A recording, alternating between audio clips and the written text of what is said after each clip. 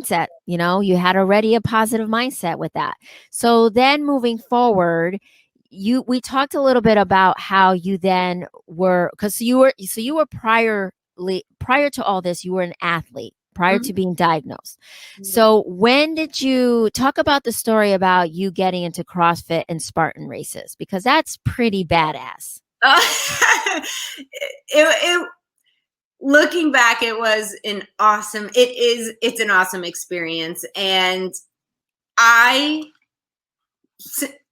so I can start out by saying I took what I had, I did what I could, and I showed up. And what that looked like was someone who still looked visibly disabled in a gym. And I walked into, so a year before CrossFit, I did a home workout because I was mortified to go into a gym and work out the way I did.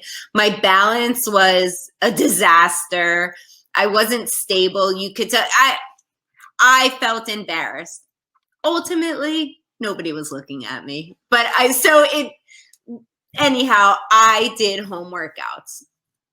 Then when I felt that I had enough confidence to go into a gym, I stepped into a CrossFit.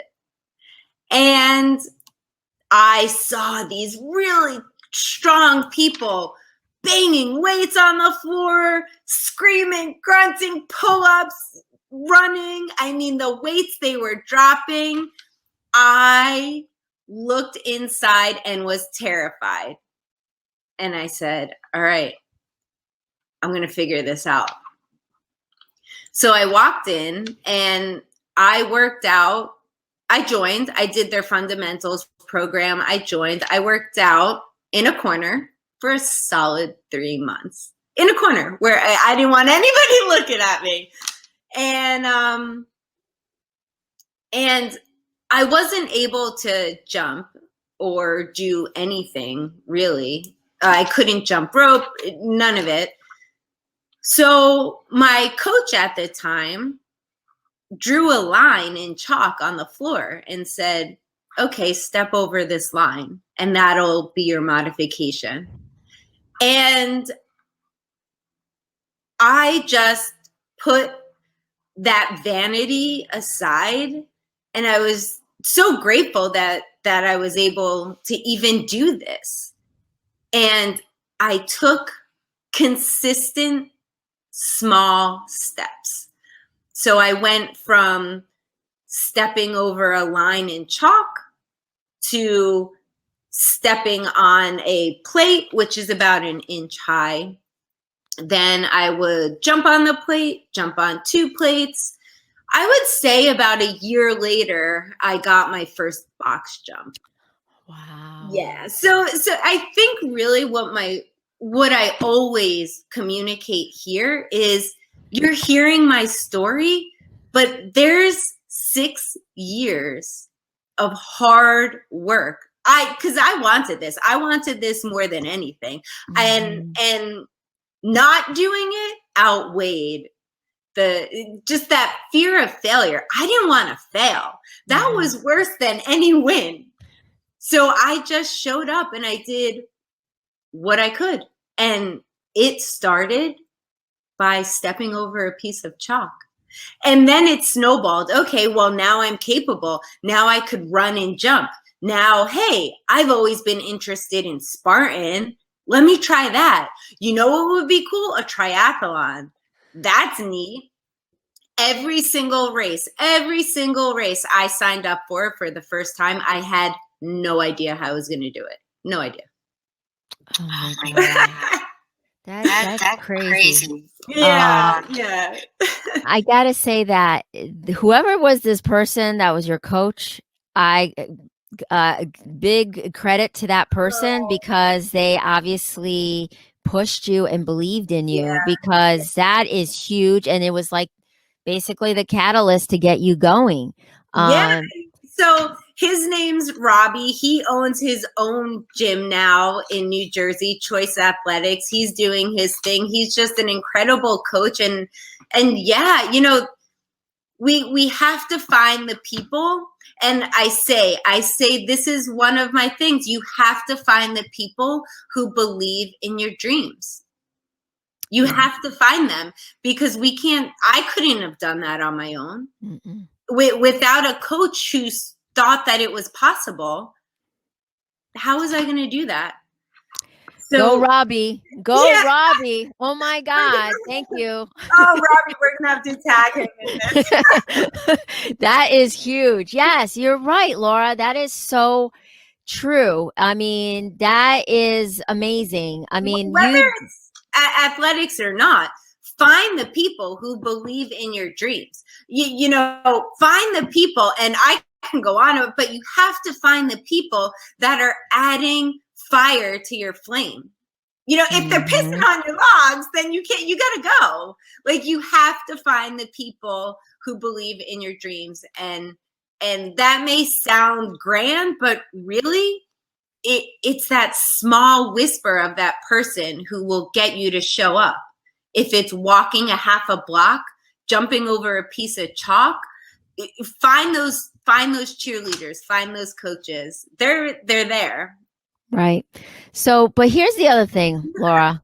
Yeah. I hear these stories from other people, and, you know, when they get this death sentence in their mind, it's a death sentence. Okay. And then they talk about the grieving process, because the grieving process is, I didn't expect this. I didn't think this was going to happen to me. Oh my God. Why me? And then playing that victim card.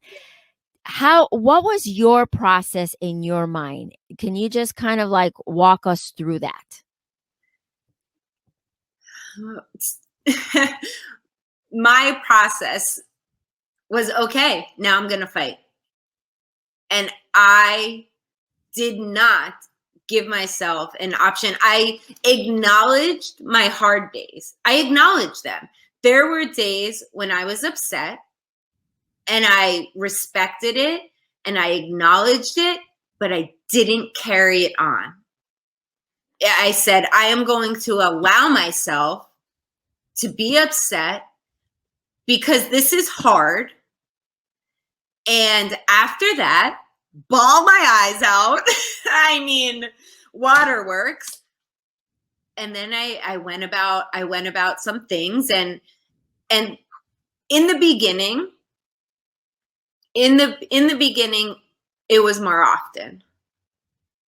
But you cannot continue in a constant state of a victim mentality. You can, I mean, of course you can. We all have a choice. You can, but I don't think that would be very healthy. I think recognizing your emotions and giving time and space for them, but then also giving time and space for your life. Because it's not a death sentence. It's not. You put that in your mind. That's just something that's not real. That's created in your head. Okay, but Laura, here's the thing. You are talking, of course, I completely agree with you. But you know what I'm talking about. There's people out there that you're like, you know, they get a cold or a flu and they're like, their life is over. Do you think that you had it in you before were you that type of person prior to the diagnosis that you were like, nope, you're not going to tell me this is a no, I'm going to overcome this. Did you already have that in you, or was this something that you developed after you had the diagnosis? So that's, I was a child. I've been diagnosed for so long. I think my life has really transformed. I believe that my diagnosis really just created no quit in me. No quit, zero quit. It just isn't going to happen.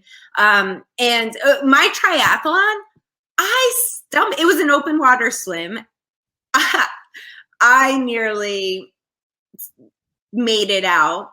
I still struggle running. I dragged myself across that finish line. That wasn't easy. I finished it, but you were